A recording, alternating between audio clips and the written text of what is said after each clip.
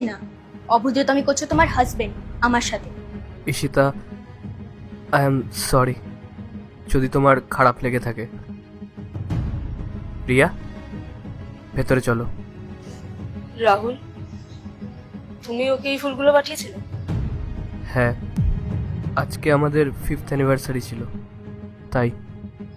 রাহুল, তুমি ওর থেকে আলাদা হয়ে গেছিলে, এখন আমি তোমার ওয়াইফ। হ্যাঁ জানি। সিরিয়াসলি?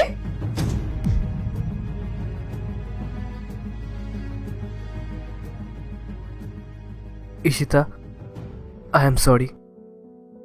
রাহুল, এটাই ভালো হবে যে তুমি আমায় ভুলে নিজের জীবনে এগিয়ে যাও।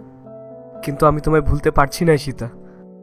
কিন্তু আমি তোমায় ভুলে গেছি, আর আমার মধ্যে তোমার জন্য কোনো ফিলিংস নেই, কোনো ইমোশন নেই, 1%ও নেই। আর ওই দিনই সব শেষ হয়ে গেছিল, যেদিন তুমি এই মেয়েটার জন্য আমার কাছে ডিভোর্স চেয়েছিলে। আর আজ তুমি ওর সাথেও খুশি নেই, আর আগে আমার সাথেও ছিলে না। তো অ্যাকচুয়ালি তুমি এটাই জানো না যে তোমার কি চাই আর কোন জিনিসটা তোমায় খুশি দেবে। আমি যা করেছি তার জন্য আমার গিল্টি ফিল হচ্ছে এখন। তোমার রিগ্রেট হচ্ছে? তুমি কি ভেবেছিলে কারো জীবন নষ্ট করে, কাউকে ধোকা দিয়ে, কারো সময় খারাপ করে তুমি হ্যাপি থাকবে?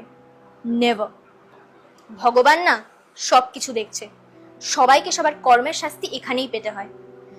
আর রাহুল, নেক্সট বার থেকে এসব বুকে টুকে পাঠাবে না। বাই। রিয়া, তুমি কোথায় যাচ্ছ? কি করব আমি এখানে থেকে, যখন তোমার মনের মধ্যে কোনো ফিলিংস নেই আমার জন্য? আমি কখন বললাম ফিলিংস নেই?